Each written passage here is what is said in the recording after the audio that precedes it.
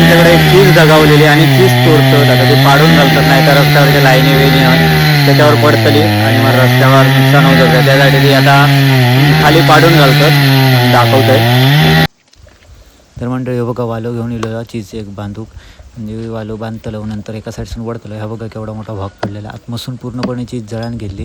ह्या बघ तोडूक घेतल्याने आता वालो बांधून वर त्या साईडला ओढूक रवले आणि ह्याकडनं आता तोडतं मशनीने कापूक घेतलं आणि खाप मारलं.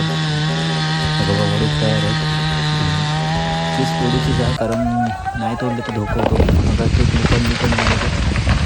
म्हणजे लगेच पडली चीज ही वाईट जरासा कापल्यानंतर चीज लगेच पडली.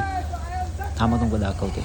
कारण ही जर चीज नाही पाडवतं नंतर ना तर धोका होतो म्हणजे कारण विजेचे तार होते आणि त्या तारांवर ही चीज पडणार असते आणि मग मोठं नुकसान होणार असतं.